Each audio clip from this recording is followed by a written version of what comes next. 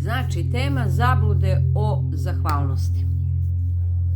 Znači, ja nikome ne namećem ništa iz mog rada na sebi i rada sa mojim klijentima, ali u posljednje vreme čujem od nekih javnih ličnosti koji su na TV-u kako je to totalna glupost, kao šta kao zahvalnost, šta ovi life coachevi preporučuju zahvalnost i tako dalje. Ne morate, ako vam ne deluje nešto kao istinito, nemojte da koristite. Vrlo jednostavno.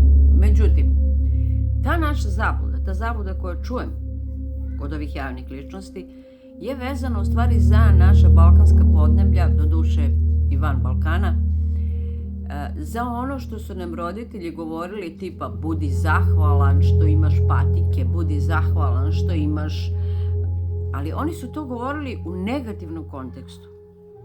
Zahvalnost koju preporučuju, kažem ja i ovi takozvana moderna psihologija, ne svodi se na taj negativni nivo. Nije to poenta sad kao budi zahvalan zato što imaš patike. Ne. Nego da osjetiš iznutra tu zahvalnost prema životu, prema sebi na prvom mestu. Zahvalnost za ono što imaš.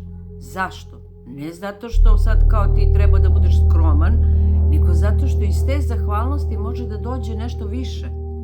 Ako sam zahvalna na mom kompjuteru, ako sam zahvalna na ovim jabukama što ću sad da jedem, to je ono iz srca, ne kao, ne baš u tom negativnom smislu kao ja, hvala vam što imam jabuke, hvala ti dušo moja što imam šta da jedem. Ne, brate, nego baš u tom pozitivnom smislu. Hvala ti dušo moja što jedem ovu divnu jabuku. Me razumete sad što hoću da kažem? Znači, nije onaj stari negativni smisao gde su roditelji da bi vas sputavali vaše želje, da bi, kako da kažem, ne sputavali, nego pa isputavali, ali u principu da bi pokušali da opravdaju to što ne mogu da vam pruže nešto više, onda su vam govorili budite zahvalni. A ovo je druga vrsta zahvalnosti. Ovo je ona zahvalnost prema životu, prema sebi, prema Bogu, prema svojoj duši.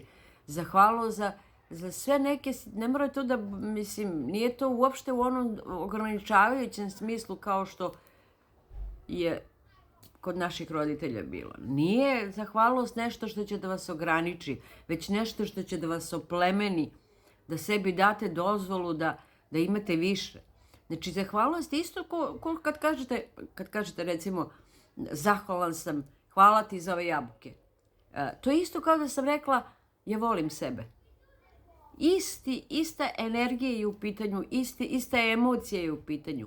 Znači, ta emocija treba da se proizvede zahvalnošću, a ne emocija sedi, budi dobar, ne treba ti ništa više, dobar si ovako.